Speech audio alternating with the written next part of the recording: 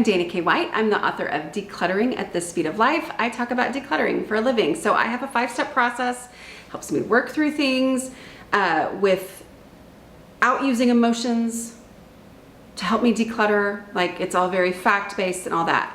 That doesn't mean I don't feel emotions.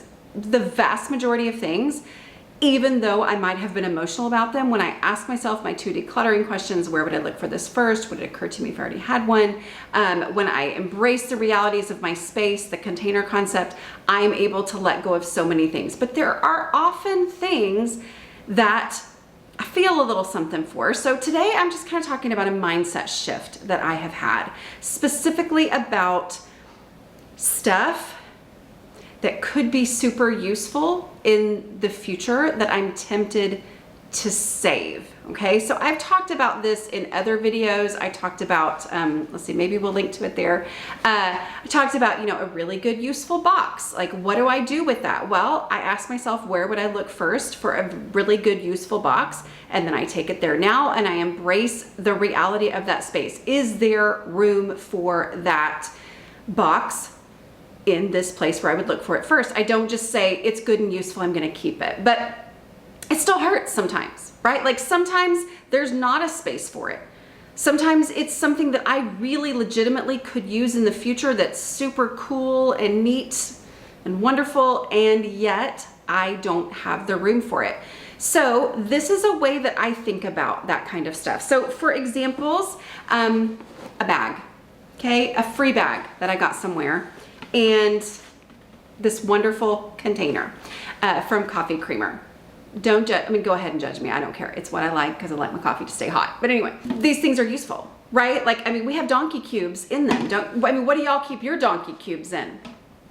Oh, you don't have donkey cubes because you don't have a neighbor's donkey who comes over and hee-haws until you give him a treat, her a treat, sorry. Sorry, Betsy, sorry about that. These are useful. We have donkey treats in one. We have another one that has fish food in it for our ponds. They are super useful, but do you know what? Even though they're useful, I don't keep them. I just don't. My husband likes to keep them, and I'm constantly having to say, hey, I don't keep those. They are useful, but I don't keep them because I know another one is going to come around. Why? Because I drink coffee every day. And so it takes me a long time to get through one of these, less than other people because I use a lot of it. But another one is going to come along. So when I actually do have a use for it, there's probably going to be one that's almost empty, and I'll be ready to use it. I'll be ready to use it for that purpose. Another one's gonna come around. I think of items like this as items that flow through my home, okay? Don't take any outdoorsy or survival advice from me at all, right? Like, don't take any advice from me.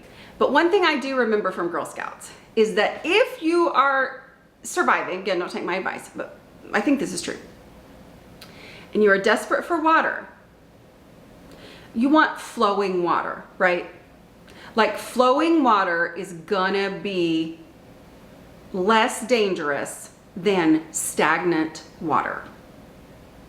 Flowing water looks cleaner, feels cleaner, it's cleaner. I'm not saying it's clean and drinkable. I'm just saying flowing water is better than stagnant water. What happens when you have stagnant water?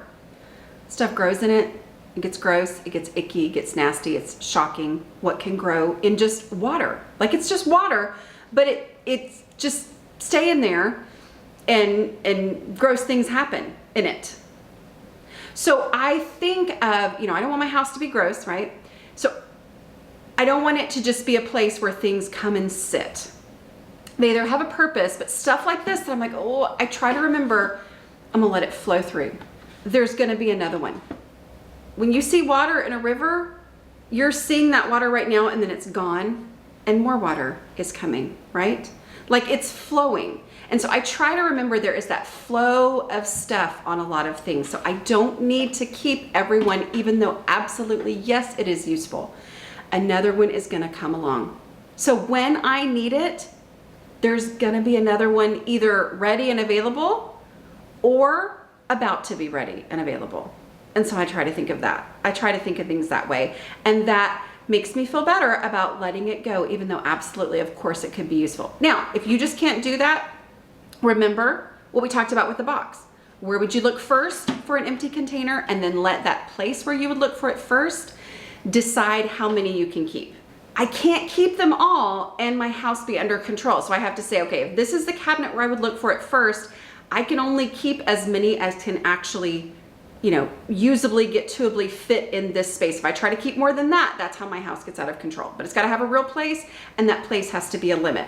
But it's sometimes things that aren't just like, oh, other people would see it as trash and I'm just so much a better person that I see it as useful. Sometimes it's stuff like a bag, right? Like every year for my Bible study, I like to have a bag that is my Bible study bag, right? Like that's where I keep everything. I can hang it on my doorknob so that I always know where my stuff is, and it keeps it all together so that it doesn't end up scattered all over the house, which is what would happen otherwise. I love having a bag for that. Do you know what comes into my life on a pretty regular basis? Bags, okay? Not as predictably, confidently, for sure gonna happen as the coffee creamer container, right? Like that is something that, of course, we're gonna rebuy it, we're gonna use it, but I don't know when these bags are gonna happen. I don't know when they're gonna come into my life, but they do. They consistently come into my life. And they get a little bit, after a year, and I'm pretty much done with it after a year of using it. But there's a temptation. It's like, oh, I use those for my Bible study, I'm going to keep them. Well, when I would have that mentality, I would end up with a lot of those kinds of bags that turned into clutter, even though they're so useful, right? Like they're so incredibly useful. But when I said, I am only gonna keep one at a time, that means when something comes into my home, well, yeah, I know what I can use that for. I can use it for my Bible study next year. But I'm not gonna keep it and also the 14 other ones that happen to come in that same year. I'm gonna keep my favorite one. And I'm gonna trust that if I end up needing another one for some other reason, these are things that consistently come into my life. It's flowing through my house. There could come a time where I no longer get free bags at random things that I go to. That is absolutely possible. But you know what I can do at that time? I can say, hey, on Facebook, anybody have a free bag that you've been collecting that you've decided you don't need and you might want to give me? And I'll probably have 16 people who are thrilled to give me some of theirs, right?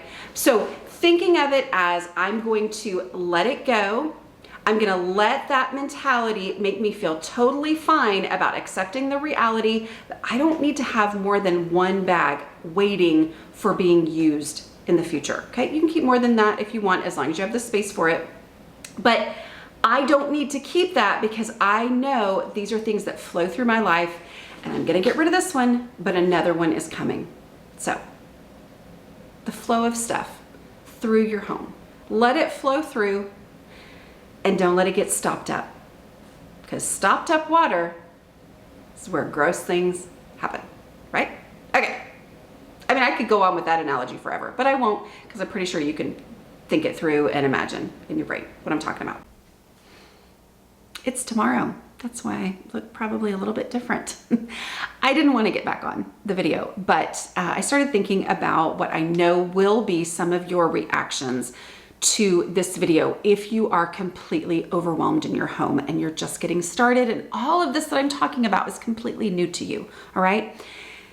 I've been doing this for a really long time, like a really long time. I've been teaching this stuff, and so I've heard the reactions that people have. Everyone has their own unique life situation, and yet our reactions to these things tend to be very, very similar, okay? Especially for the person who's overwhelmed.